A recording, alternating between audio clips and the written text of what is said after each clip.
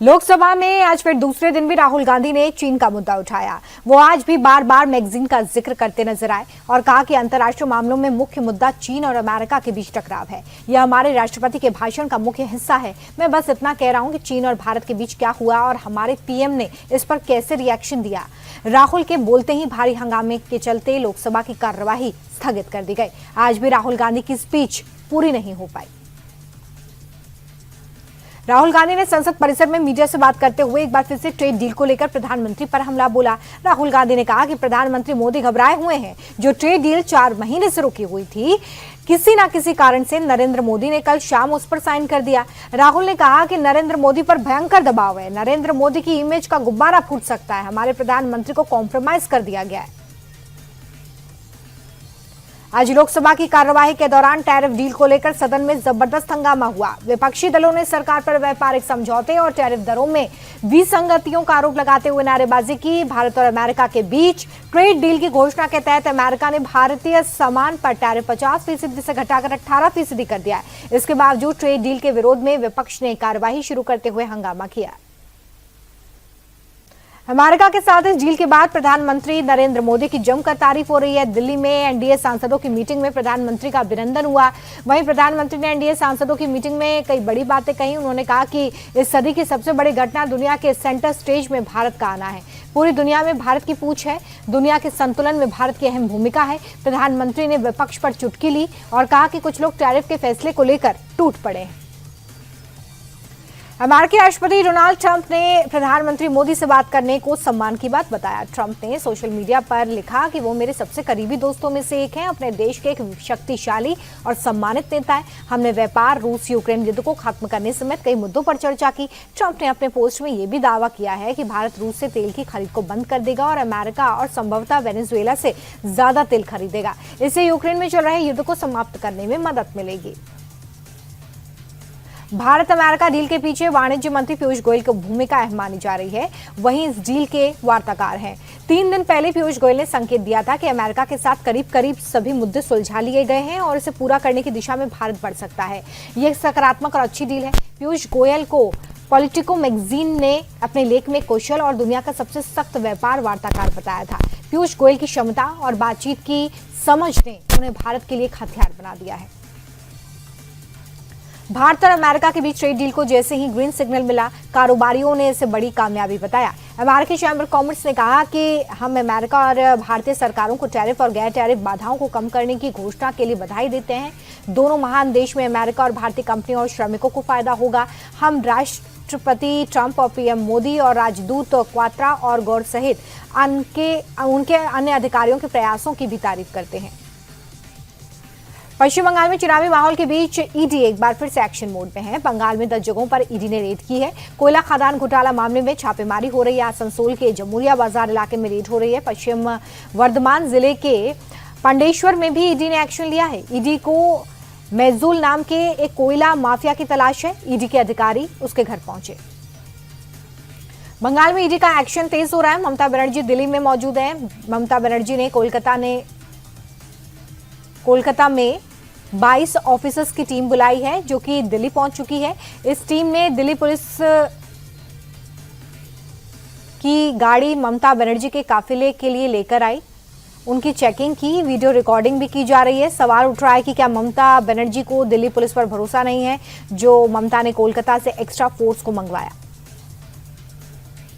UP में encounter पर सवाल उठाने वालों को सीएम योगी ने करारा जवाब दिया। उन्होंने सवाल उठाने से पूछा कि क्या पुलिस गोली खाने का इंतजार करती रहे? अगर पुलिस गोली ना मारे तो क्या गोली खाए? सीएम योगी ने कहा कि पुलिस को इसलिए पिस्टल दी गई है कि वो मुकाबला करे। अपराध के खिलाफ जीरो टॉलरेंस की बात दोहराते हुए सीएम ने कहा कि अपराध में कोई भी अपना पराया नहीं होता। यूपी में अब माफिया पर कार्रवाई होती है जो पहले की सरकारों में नहीं होता था।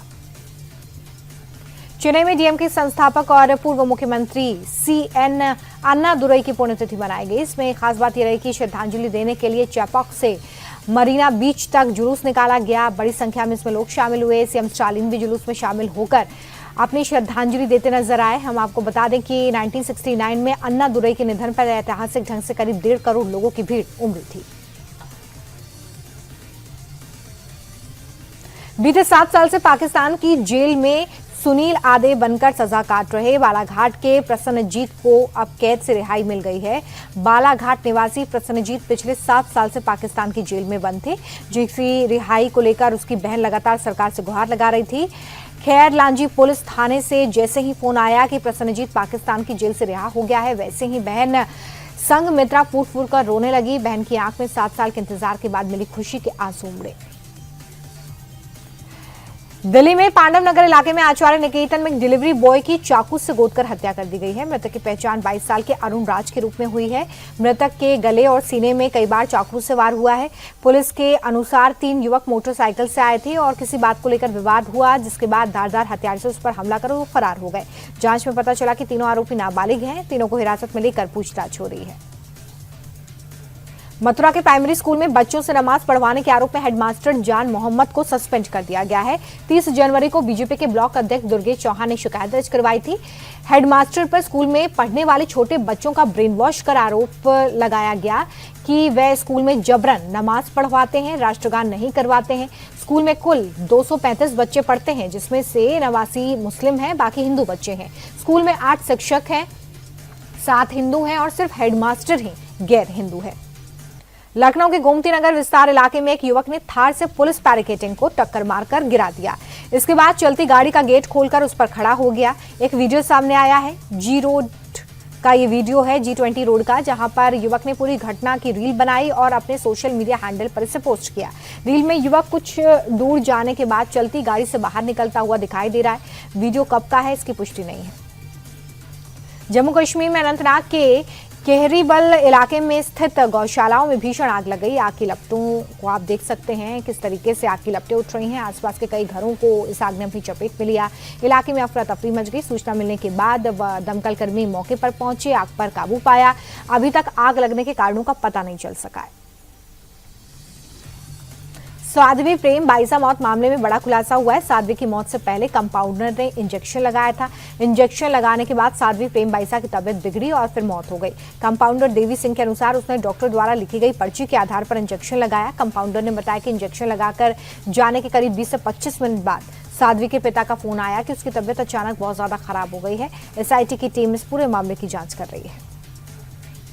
राजस्थान के झुंझुनू के नवलगढ़ में PNB शाखा से गोल्ड लोन के तहत जमा 4 किलोग्राम से ज्यादा सोने के आभूषण गायब होने से हड़कंप मच गया है। इतना ही नहीं, जांच में 73 पैकेट्स में असली सोने की जगह नकली जेवर मिले। ये पूरा घोटाला 6.5 करोड़ से ज्यादा का है। कुछ मामलों में तो ऐसे ग्राहकों के नाम पर गोल्ड लोन दर्ज पाए गए हैं जिन्होंने कभी बैंक से लोन ही नहीं लिया है। बैंक मैनेजर की रिपोर्ट पर 3 लोगों के खिलाफ मामला दर्ज हुआ है।